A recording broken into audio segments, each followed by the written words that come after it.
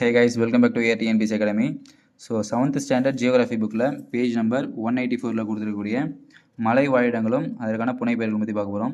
First one ஊட்டி. ஊட்டி வந்து எப்படி அழைக்கிறாங்கன்னு பார்த்தீங்கன்னா மலைகளின் ராணி. ஓகேங்களா, மலைகளின் ராணி என்று அழைக்கப்படுவது ஊட்டி.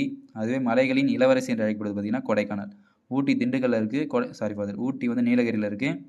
கொடைக்கானல் பார்த்தீங்கன்னா திண்டுக்கல்ல இருக்குது. ஓகேங்களா, ஸோ மலைகளின் ராணி ஊட்டி, மலைகளின் இளவரசி கொடைக்கானல். ஓகேங்களா, அதே மாதிரி ஏரிக்காடுகள் அல்லது ஏழைகளின் ஊட்டி என்று அழைக்கப்படுவது ஏற்காடு. ஓகேங்களா, ஏரிக்காடுகள் ஏற்காடு ஏழை வருது இல்லை, ஸோ அதே மாதிரி பார்த்துங்க.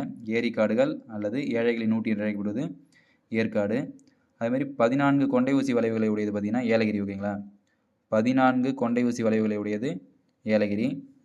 பச்சை மலை என்று அழைக்கப்படுவது கோத்தகிரி. ஓகேங்களா, பச்சை மலைனாலும் கோத்தகிரினாலும் ஒன்று தான். ஸோ கோத்தகிரியுடைய சிறப்பு பெயர் தான் பச்சை மலை. நெக்ஸ்ட் பார்த்திங்கன்னா தெற்கின் கைலாஷ் என்று அழைக்கப்படுவது வெள்ளையங்கிரி மலை. ஓகேங்களா, தெற்கின் கைலாஷ் என்று அழைக்கப்படுவது வெள்ளையங்கிரி மலை. நெக்ஸ்ட் பார்த்தீங்கன்னா 70 கொண்டை ஊசி வளைவுகளுடன் கூடிய வாகன போக்குவரத்து பகுதி பார்த்திங்கன்னா கொல்லிமலை. ஓகேங்களா, 70 கொண்டை ஊசி வளைவுகளுடன் கூடிய வாகன போக்குவரத்து பகுதி எதுன்னு பார்த்தீங்கன்னா கொல்லிமலை. நெக்ஸ்ட் பார்த்தீங்கன்னா உயர் விளிம்பு என்று அழைக்கப்படுவது ஆனைமலை. உயர் விளிம்பு என்று அழைக்கப்படுவது இது ஆனைமலை. ஓகேங்களா, உயர்ந்த மேகங்கள் குவியும் பகுதி மேகமலை. உயர்ந்த மேகங்கள் குவியும் பகுதி மேகமலை. ஓகேங்களா, இதிலே மேகங்கள் வருது, இதுலேயும் மேகங்கள் வருது. ஓகேங்களா, இயற்கையின் சொர்க்கம் ஜவ்வாது.